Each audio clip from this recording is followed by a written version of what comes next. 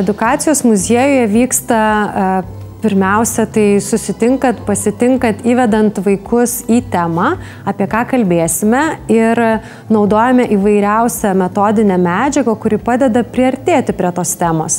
Tai su mažaisiais edukacijų dalyviais naudojame emocijų korteles, dažniausiai kalbame apie 6 bazinės emocijas ir vaikai jas gali rasti kiekvienas turėdamas rankose kortelių rinkinį. Tai Mo muziejuje kalbame apie emocinį intelektą su labai skirtinga vaikų auditorija. Su mažiausiais priešmokyklinukais ir pradinukais kalbame apie emocijų raštingumą, susipažįstame su 6 bazinėmis emocijomis – pykčiu, liūdesiu, džiaugsmu, baime ir nuostaba. Vyresni moksleiviai, paaugliai, jie ateina kalbėti apie jau kitas temas, tačiau labai svarbes jų to meto raidos etape, tai būtent apie tarpasmeninius santykius, konfliktus, apie savęs radimą grupėje. Tai šios edukacijos yra skirtos paaugliams, tai yra 5, 8 ir 8-12 klasių moksleiviams.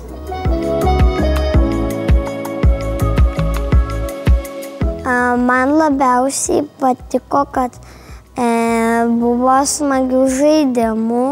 Mes piešėm veidus, reikėjo surasti 2 gyvūnus, nespalvotame paveiksle ir man patiko, kai sakė, ką reiškia tie paveikslai, ką norėjo nutapyti.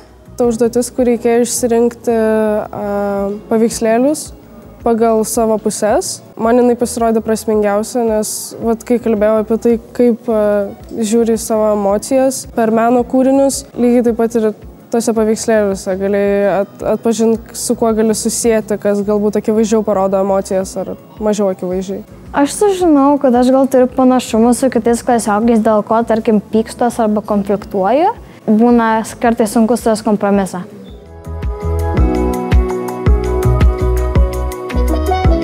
Buvo labai įdomu, kaip galima paprastai, naudojant paprastus metodus, įtraukti vaikus ir iš jų išgauti labai daug prasmingų idėjų, minčių, kad galima tą edukaciją iš tikrųjų paversti integruotai, plačiai į tokią labai visapusišką patirtį.